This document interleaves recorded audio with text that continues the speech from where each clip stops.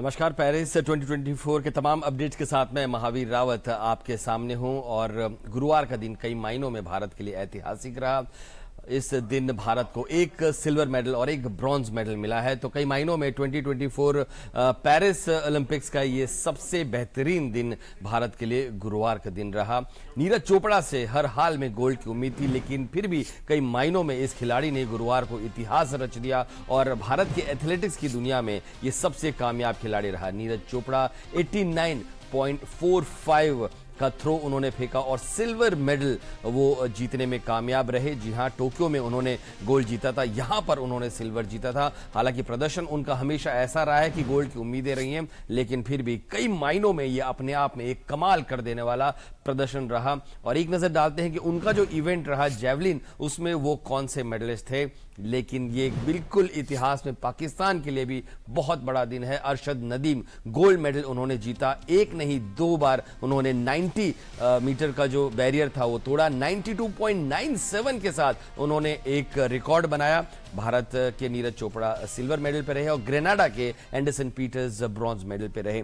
सिर्फ यही नहीं, गुरुवार को बेहद खास रहा हॉकी के फैंस के लिए भी दिन, क्योंकि हॉकी में भारत ने लगातार दूसरी बार जो है ब्रॉन्ज मेडल अपने नाम किया है। मुकाबला स्पेन के साथ था और भारत ने पिछड़ने के बावजूद भी जिस तरीके से यहां पर कमबैक किया वो बहुत ही शानदार रहा। 2-1 से भारत ने ये अपना ब्रॉन्ज मेडल मुकाबला जीता। अब एक नजर डालते हैं कि वो कौन सी टीमें रही जिन्होंने गोल्ड, सिल्वर और ब्रॉन्ज मेडल जीता। भारत के नाम तो ब्रॉन्ज रहा, लेकिन एक बेहद ही शानदार और कांटे की टक्कर मुकाबला नीदरलैंड्स और जर्मनी के बीच में हुआ और जब फुल टाइम हुआ तो वहां पर स्कोर बराबरी पर था। आखिरकार नीदरलैंड्स ने शूट आउट के बदौलत गोल्ड मेडल जीता। उसके बाद आज भारत के कुछ कई और खिलाड़ी भी मैदान में होंगे, जिनमें से एक अमन शेरावत का नाम भी है, जो आज अपना ब्रॉन्ज मेडल का मुकाबला खेलेंगे, क्योंकि वो सेमीफाइनल में अपना मुकाबला गुरुवार को हार गए।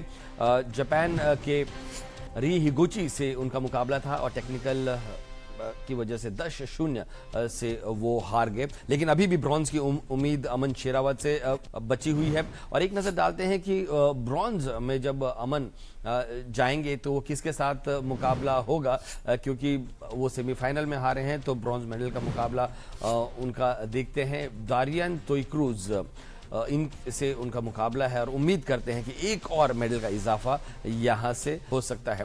भारत ने मेडल टैली को अपना बेहतर किया है, क्योंकि लगातार हम कह रहे हैं कि 3 ब्रॉन्ज, लेकिन अब एक नजर डालते हैं कि मेडल टैली क्या कहानी बयां करती है। 63 पर भारत पहुंच गया है, 1 सिल्वर और 4 ब्रॉन्ज मेडल के साथ। भारत 63rd रैंक पर है, यूएसए 29 गोल्ड के साथ नंबर 1 पर और चाइना 28 गोल्ड के साथ नंबर 2 पर है, वहीं ऑस्ट्रेलिया नंबर 3 पर है।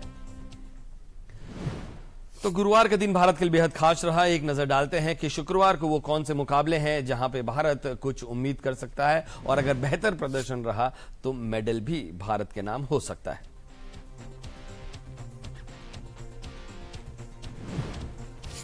तो फिलहाल पेरिस से अपडेट इतना ही। उम्मीद करते हैं कि जैसे कुछ नए अपडेट्स होंगे और कुछ मेडल भी आएंगे, हम फिर से आपके सामने हाजिर होंगे। तब तक दीजिए इजाजत।